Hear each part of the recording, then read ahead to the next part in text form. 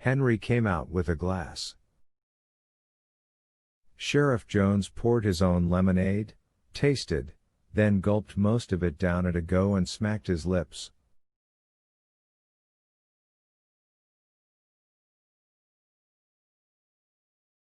Good, isn't it? Not too sour, not too sweet, just right. He laughed. I'm like Goldilocks, aren't I? He drank the rest, but shook his head when Henry offered to refill his glass.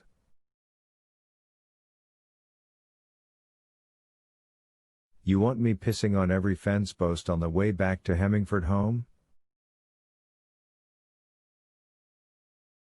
And then all the way to Hemmingford City after that? Have you moved your office? I asked. I thought you were right there in the home. I am, aren't I? The day they make me move the sheriff's office to the county seat is the day I resign and let Hap Birdwell take over, like he wants to.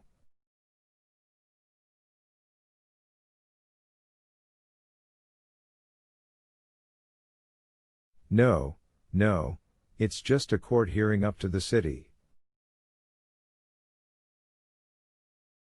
Amounts to no more than paperwork, but there it is. And you know how Judge Cripps is. Or no, I guess you don't, being a law-abiding sort.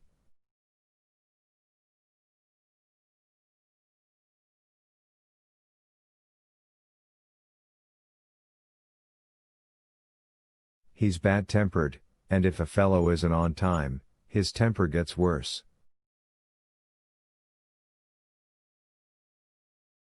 So even though it comes down to just saying "so help me God" and then signing my name to a bunch of legal folderol, I have to hurry right along with my business out here, don't I? And hope my goddamned maxi doesn't break down on the way back.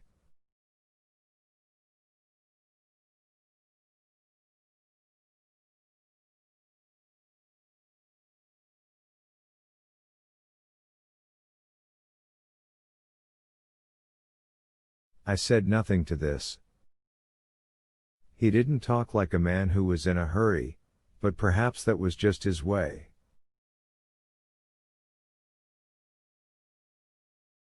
He took his hat off and brushed his hair back some more, but this time he didn't put the hat back on.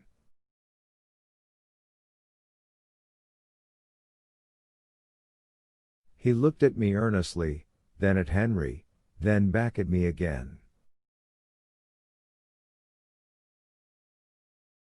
Guess you know I'm not out here on my own hook. I believe that doings between a man and his wife are their own business. It has to be that way, doesn't it? Bible says the man is the head of a woman, and that if a woman should learn anything, it should be taught by her husband at home.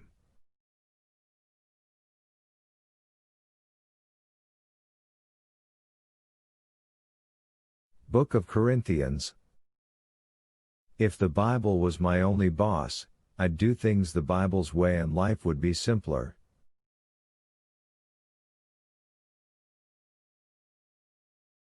I'm surprised Mr. Lester's not out here with you, I said.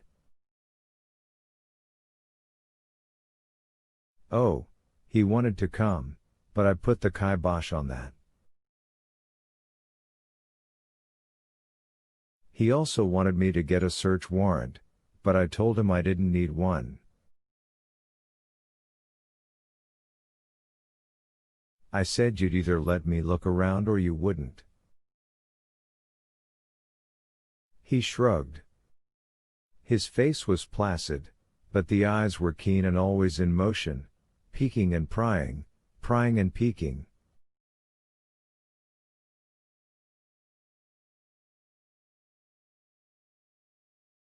When Henry asked me about the well, I'd said, "We'll watch him and decide how sharp he is."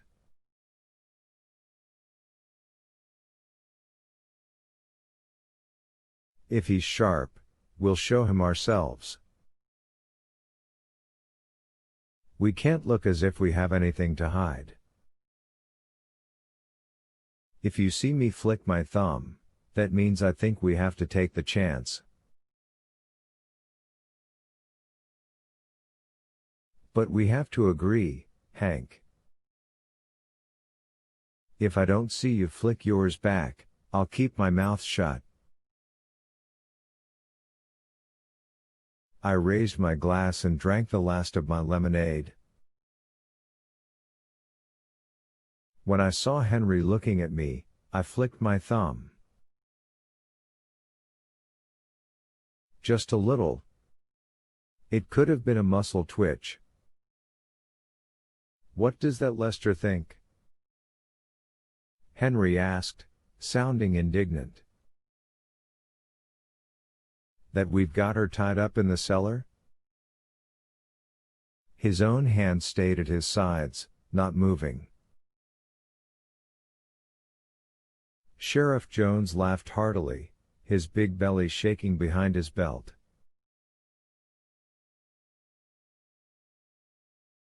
I don't know what he's thinking, do I?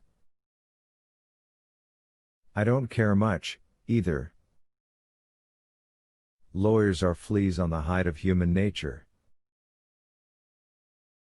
I can say that, because I've worked for 'em, and against 'em, that too, my whole adult life.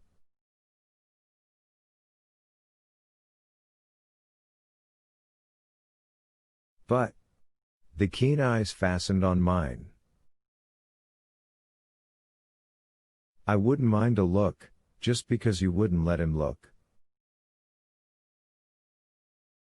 He's pretty hot under the collar about that. Henry scratched his arm. His thumb flicked twice as he did it. I didn't let him in the house because I took against him, I said. Although to be fair, I guess I would have taken against John the Apostle if he came out here batting for Cole Farrington's team.